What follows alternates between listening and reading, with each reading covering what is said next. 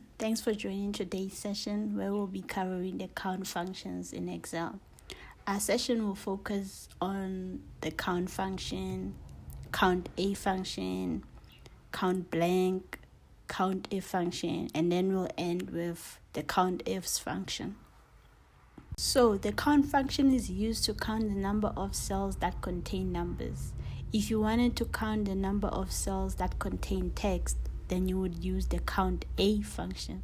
And if you wanted to count the number of cells with no entries, then you would use the count blank function. Let's have a look at an example. In this example, we have a list of people. Let's just say these are people who have registered for a session. So firstly, we'll be using the count function. Let's try and test out the count function. So you'll say equals count, and as you can see already, like Excel gives you the list of count or anything that starts with a COU. So you'll choose the count and then you'll highlight the cell that you want to use. I just want to use column B because it contains the names of the people. And we are assuming that, I guess that would help. But as you can see, it gives us a 0. And this is because, as I was mentioning, the count function, it actually counts the cells with numbers in them. Because column B has names and those are text, it's not reading them. But let's see how it would work with column A, which actually has numeric values.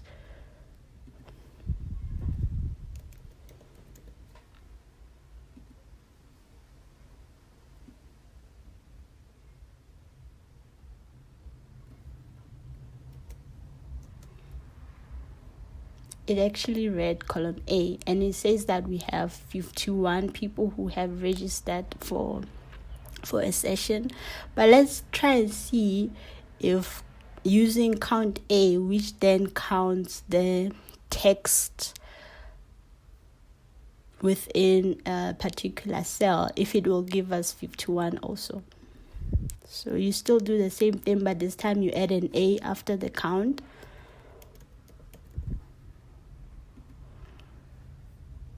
Then you highlight your cell. We are now using column B.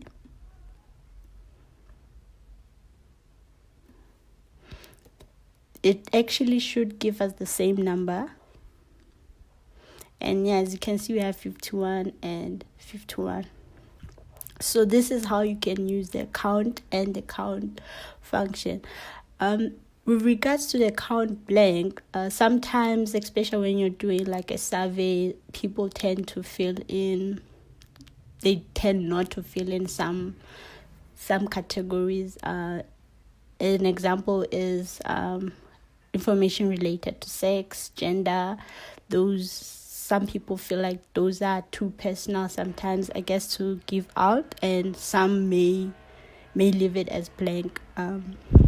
So in order for us to see if we do have blank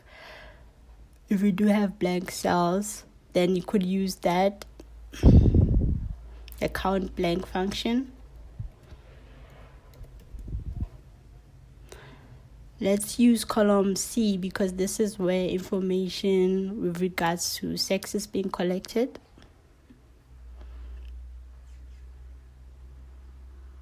As you can see, like with cell on the row 50 there, we have an empty cell.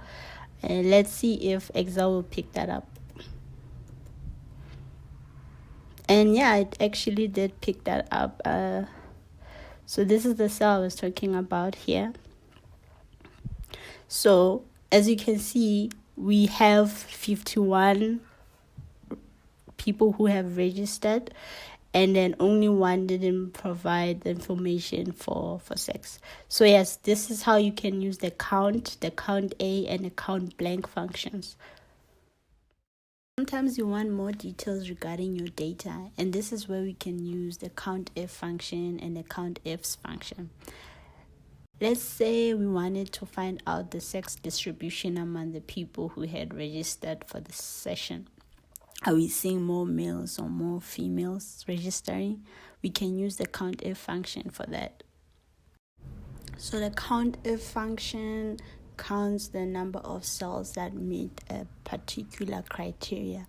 And because here we're trying to actually count how many females and males have actually registered for the session, we're going to be using the COUNTIF function. And I've already put in an example here for male and female. So you'll go to the next cell and type in equals. Remember now it's COUNTIF. And you still use what the method that we used previously when we were just using the count functions. And now, because Excel actually wants, okay, where do you want to look for? So it wants like the range. Where are you looking at? So we are looking at column C. So you'll highlight that. And then depending on whether your Excel uses either a comma or a semicolon, you put that in. Mine uses a comma. So it wants the criteria that you're looking for. Let's go back. So now we are looking for females. So you do that, then you type in female. And then you say enter. So we actually have 22 females who have registered for the sessions. Let's try and see how many males we do have. In the end, this should add up to 51 because that's the number of people who have registered. So you still repeat the same thing again.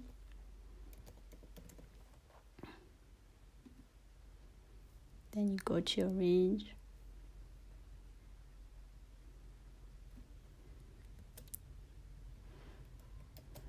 And then this time, instead of typing female, you type in male.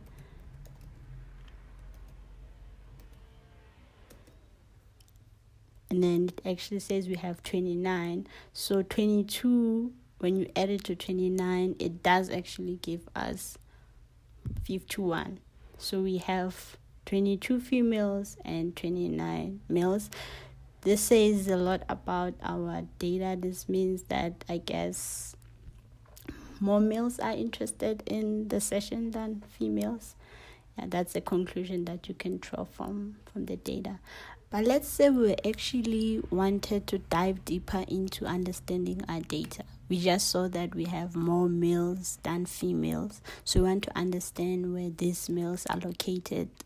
Perhaps that would be a good place to conduct our next in-person session because we already have a lot of people registering, and that means people there are interested.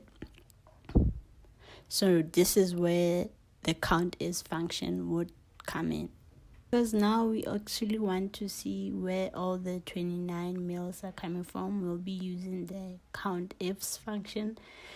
It's similar to the COUNTIF, it's just that we now have more criterions to focus on because now we're looking at the regions. So I've already made a list of the regions that we have in our data. So let's make an example of Africa. So in this example, we want to find out not how many people who have registered are from Africa, but specifically how many males are from Africa. So you still do the same thing. It's equals COUNTIFs. So with Excel, you want to stipulate now the criteria that you are looking at. And remember, we are looking at the males. So we want the range where the males appear. So it's still column C. You highlight that. And just like we were doing before, you still put in your criteria. So you want male, and so that is like our first criteria, right? So now we'll go into the second one. And the second one is we are looking Now in column E, which is the region, where are these males at? You highlight that. And then because we want to look at Africa first, you'll just use a similar approach. Then so it seems like we actually have 13 males that are from Africa. Let's just see how many are in Asia, Europe, and the whole of America.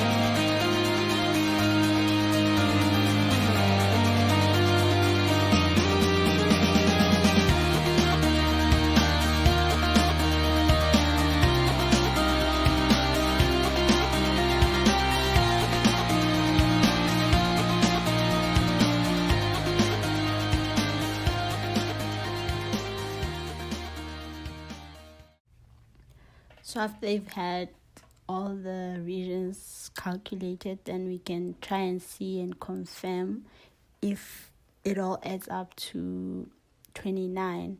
And that is where now the sum function comes in. So we'll cover the sum function in our next session.